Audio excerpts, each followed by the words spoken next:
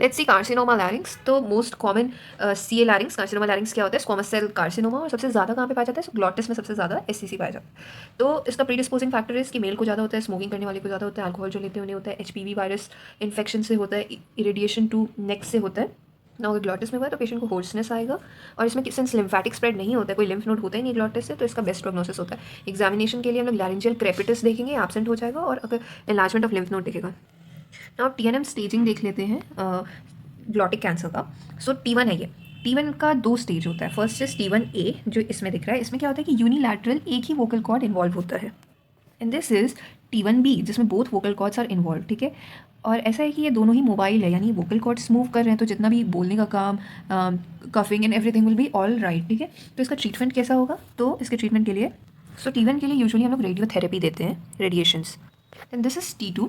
ना T2 ये होता है कि वोकल कॉर्ड का मोबिलिटी इम्पेयर हो चुका है, ठीक से मूव नहीं कर रहा है। एंड वोकल कॉर्ड के साथ साथ अब इसका एक्सटेंड या तो सुप्राग्लॉटिस हो गया या तो सब ग्लॉटिस हो गया, एक से ज़्यादा एक्सटेंड पहुंच गया अगर तो, वन और मोर सबसेट। तो इसका ट्रीटमेंट होता है trans oral laser micro surgery, जिसको TLM कहते हैं, या फिर रेडियोथेरेपी, ये दोनों कर सकते हैं।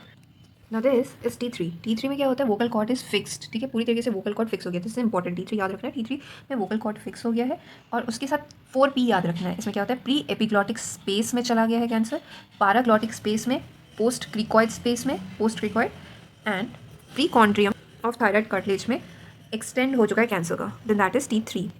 सो इसके ट्रीटमेंट में कंकरेंट कीमो रेडिएशन देते हैं। अगर फिर भी ठीक नहीं हुआ तो लैरेंजेक्टमी कर देते हैं, पर पार्शियल लैरेंजेक्टमी करते हैं।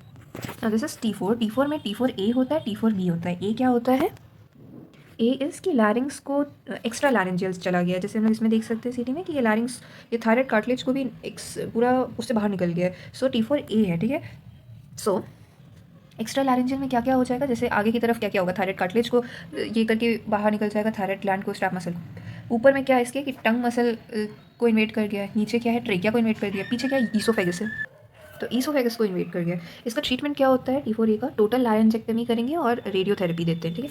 अब T4B क्या होता है? T4B वो हर ये है जो 3 चीज़ से याद करना है, PCM से याद कर लेते हैं। ये अब अनरिसेक्टेबल हो गया। क्यों अनरिसेक्टेबल हो गया? क्योंकि कुछ ऐसी जगह में चल गया जहाँ पे आप ऑपरेट नहीं कर सकते हो। क्या ऐसा जगह? तो PCM याद करना है, प्री वर्टिब्रल स्पेस, ठीक है। वर्टिब्रा के आगे वाला जो स्पेस है वहाँ पे प्री वर्टिब्रल स्पेस में पहुँच गया। देन कैरोटिड शीथ में पहुँच गया, वहाँ पे तो जुगुलर एंड कैरोटिड आर्टरी होती है। देन मीडिया स्टर्नम में पहुँच गया। तो दिस इज